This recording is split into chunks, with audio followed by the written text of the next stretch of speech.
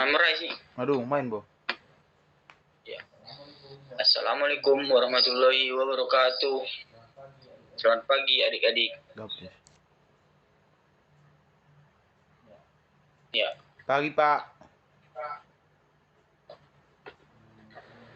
Sebelum kita mulai pembelajaran hari ini, langkah baiknya kita berdoa menurut agama dan kepercayaan kita masing-masing. Berdoa dimulai. Berdoa selesai. Ya. Bagaimana kabarnya hari ini? Baik, Pak. Baik, Pak.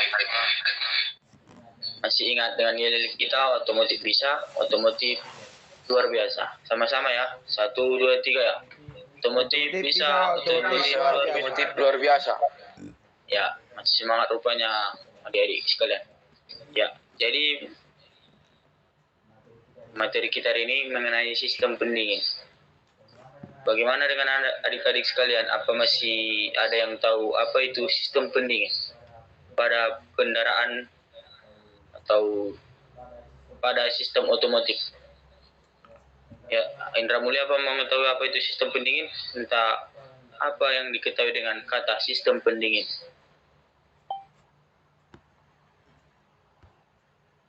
Oh, itu, Pak. Radiator, Pak. Untuk mendinginkan mesin. Ya, betul. Tapi apa mau ditambahkan oleh adik kawan kita, saudara Mahmud? Oh, untuk sistem pendingin ini Pak, untuk mencegah dari terjadinya overhead gitu Pak. Ya, sistemnya ini buatlah sistem untuk melakukan pendinginan Pak. Iya, betul sekali. Jawaban dari Indra Mulia tadi mengatakan komponennya dan mau bertahan menyempurnakan dari jawaban dari Indra Mulia Sita. Ya, kita membahas tentang sistem pendingin. Ya, seperti yang dikatakan adik-adik sekalian, sistem pendingin itu berfungsi untuk mendinginkan mesin. Jadi sistem pendingin ini terbagi dua. Ada sistem pendingin udara dan sistem pendingin menggunakan air. Ya, ada yang mengetahui perbedaan dari bentuk sistem pendingin tersebut? Ya, Mur. Ntar pangul bignan, Bo. Ya, untuk saudara adik kawan kita Makmur Bertahan, apa perbedaannya dari kedua gambar ini? Untuk perbedaan dari gambar ini Pak, Satu berwarna, satu tidak berwarna. oh, Ibu. pendingin, maksudnya sistem pendingin ini dibagi menjadi dua gitu Pak. Ada Baik. sistem pendingin udara dan ada sistem pendingin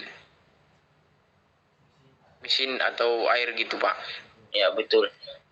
Tapi sistem pendingin udara ini sering digunakan pada sepeda motor, sedangkan pendingin air ada juga digunakan di sepeda motor, tapi jarang. Tapi rata-rata sekarang udah berinovasi menggunakan sistem pendingin air. Tapi kita akan membahas terlebih dahulu pendingin udara. Ada dua jenis sistem pendingin udara, sistem pendingin udara alami dan sistem pendingin udara paksa. Jadi inilah gambaran sistem pendingin udara paksa. Dia pada blok mesinnya ada sirip-sirip untuk melepaskan suhu panas dari mesin yang menggunakan sirip-sirip pada blok mesin. Ya, sistem pendingin udara paksa dilengkapi dengan kipas dan ditutup oleh sebeng untuk mendinginkan dari sirip-sirip tersebut. Jadi, ya, inilah inti pembahasan kita hari ini, sistem pendingin air.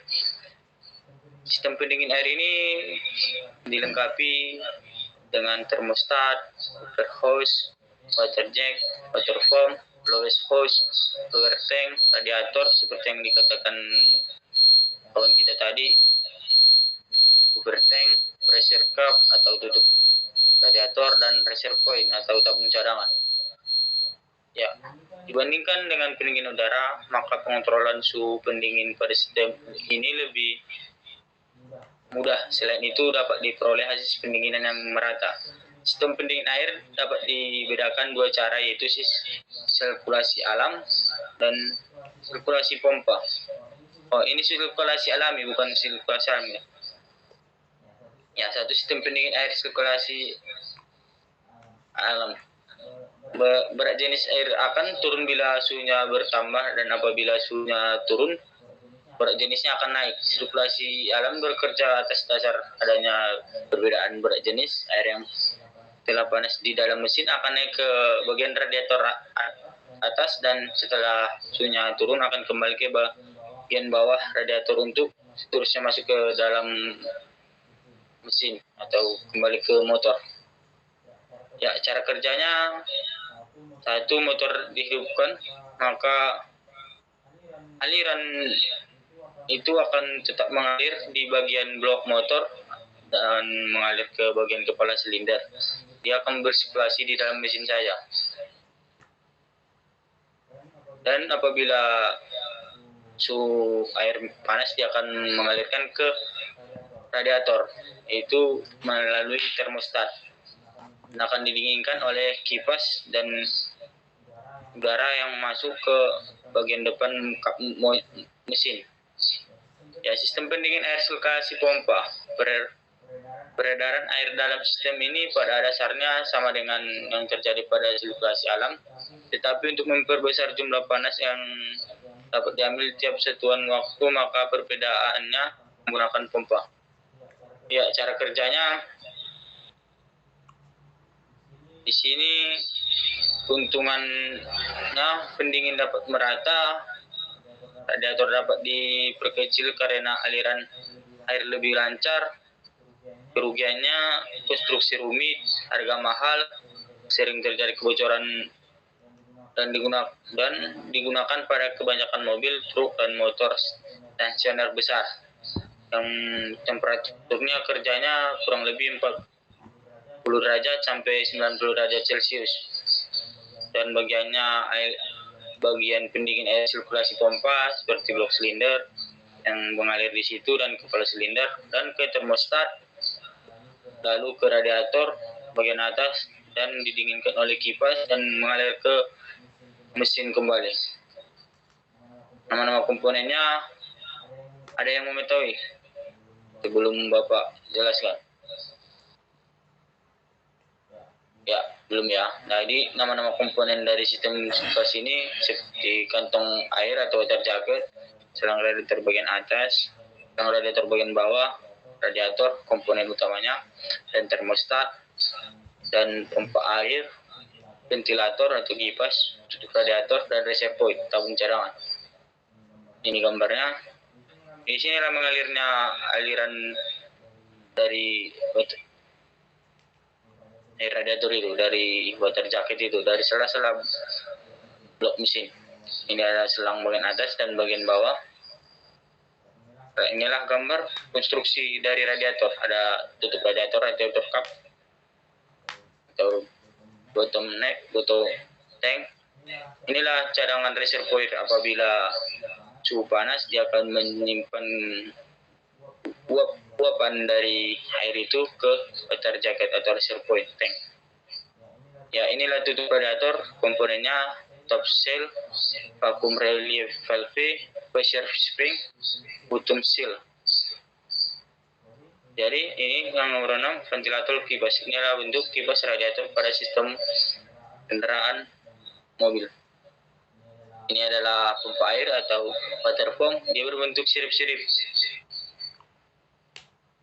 Dan 8, termostat.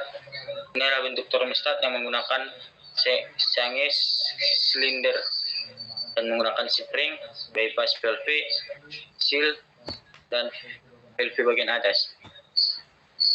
Peredaran air saat temperatur kerja motor belum tercapai. Ini adalah bentuk yang Bapak jelaskan tadi. Dia bersirkulasi di dalam mesin ya, belum mencapai titik suhu 9, kurang lebih tadi seperti 80 derajat sampai 90 derajat Celcius.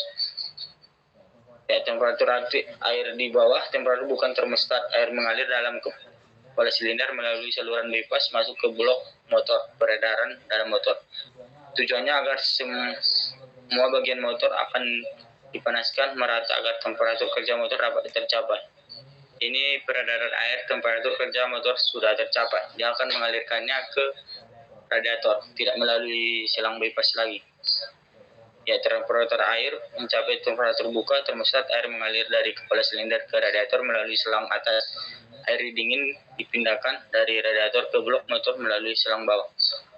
Bisa BCS? Ya, sekian presentasi mengenai pembelajaran kita hari ini. Jadi tugas di sini akan Bapak serahkan. Jadi tugasnya bagaimana proses kerja dari sistem pendingin pada mobil dan bagaimana proses pada temperatur normal dan temperatur kerjanya. Nanti dikumpul di classroom kita paling lama hari Senin depan ya. Ya, ada yang ingin bertanya tentang materi kita? Jawab, Ces. Ya. Berarti sekian. Assalamualaikum. Sampai jumpa minggu depan. Saya akhiri. Assalamualaikum warahmatullahi wabarakatuh. Waalaikumsalam warahmatullahi wabarakatuh. Waalaikumsalam warahmatullahi wabarakatuh. Isir Baces. Sendiri mengakhiri video na yun.